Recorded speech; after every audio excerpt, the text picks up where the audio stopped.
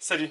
Aujourd'hui, je continue à répondre à la question « Veux-tu bien me dire comment t'as fait, maudit malade, pour rentrer 1 an et demi de voyage dans un sac à dos de 36 litres? » Je vous ai mis le lien de la première vidéo dans la description et je continue aujourd'hui à vous donner les exemples d'articles que je te recommande ou non d'apporter, ainsi que les étapes 2 et 3 pour réduire le volume de votre sac.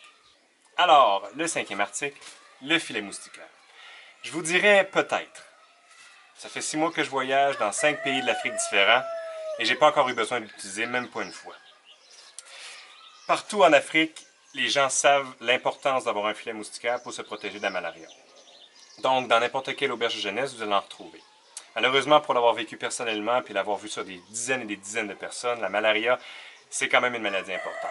C'est pourquoi je continue à recommander le filet moustiquaire dans vos bagages. Le 6e article, le chargeur solaire avec une batterie, c'est oui.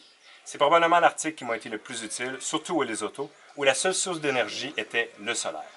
Donc, si vous vous rendez dans des pays sous-développés ou dans des régions éloignées, fortement recommandé. Les livres, malheureusement, c'est non.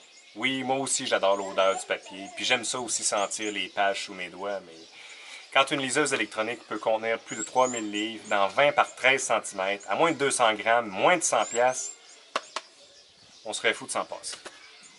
Donc, une fois que vous avez bien fait votre liste, vous pouvez passer à l'étape 2 de 3, l'étape tout réduire.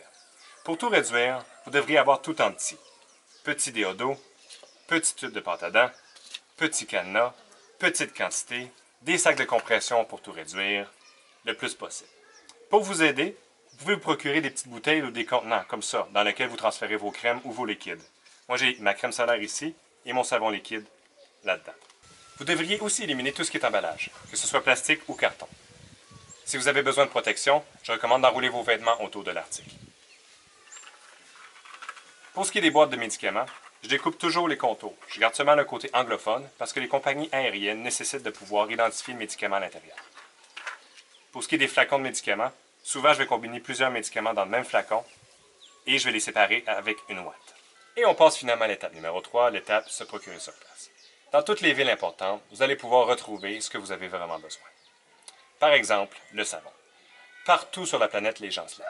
Bon, des fois à des fréquences différentes, mais tout le monde se lave. Ensuite, vous allez croiser plusieurs autres voyageurs qui vont être prêts à vous laisser le restant ou à échanger. Par exemple, des fonds de crème solaire, des fonds de pâte à dents, ou échanger des vêtements parce qu'ils arrivent d'un pays plus froid, puis vous arrivez d'un pays plus chaud. Ou sinon, des guides de voyage d'un pays qui viennent de quitter.